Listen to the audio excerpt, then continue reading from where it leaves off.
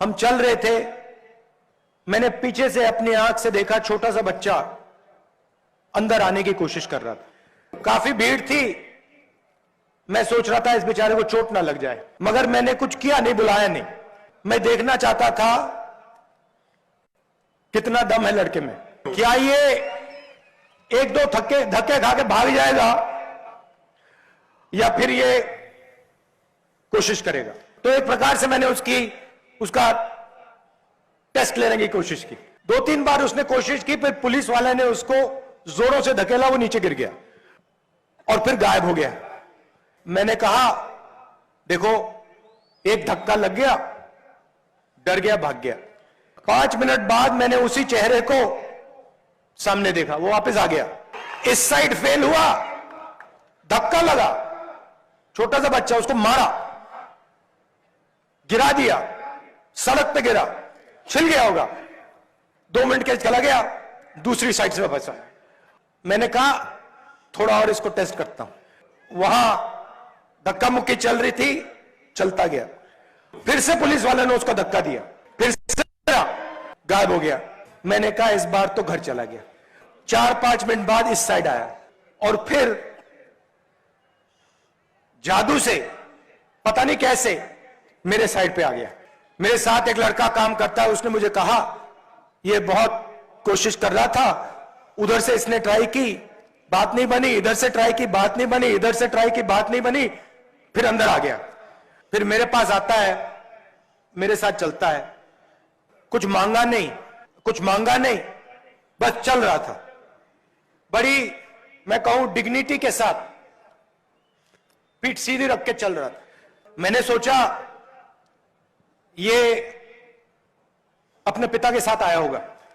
मैंने कहा पापा कहां हैं? कहते हैं पापा आ नहीं पाए, आना चाहते थे, आ नहीं पाए, घर में हैं। मैंने कहा क्यों, क्या हुआ, क्यों नहीं आ पाए? कहता है थोड़ा सा बुखार है। मैंने कहा तुम यहां अकेले आ गए? कहता है हाँ, मैं अकेला आया। मैंने कहा चलो पापा से फोन मिलाओ। तो पापा वो फोन मिलाता है और फिर पापा का चेहरा मैंने देखा, पापा को डेंगू था और बेटे के दिल में डर था। मैंने पूछा अस्पताल ले गए? उसने जवाब नहीं दिया, चुप हो गया। मैंने पिता को नमस्ते की, अपने लोगों से कहा चेक करवाएं, अस्पताल भेजने की कोशिश करें। अब आप देखो, यह है तेलंगाना की आवाज। पहली बार दबा दिया, कहीं और से निकलेगी, उधर दब गई तो इधर से निकलेगी, और इधर दब गई तो फिर इधर से निकलेगी।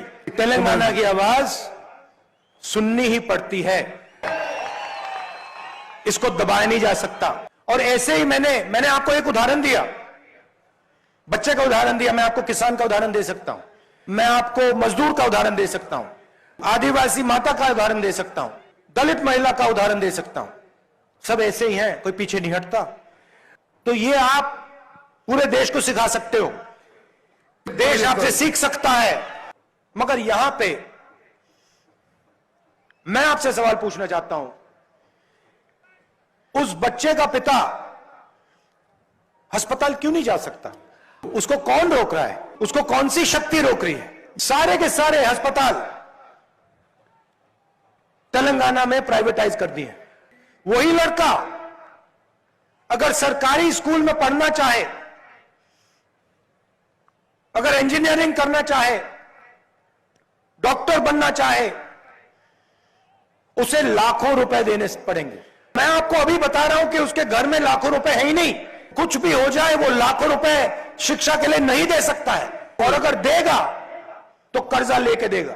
ये हालत है तेलंगाना की। ఇది తెలంగాణలో ఉన్న పరిస్థితి। किसी भी युवा से पूछो, आपको कहेंगे कि शिक्षा के पूरे सिस्टम को तेलंगाना की सरकार ने खत्म कर दिया है, बेच दिया है।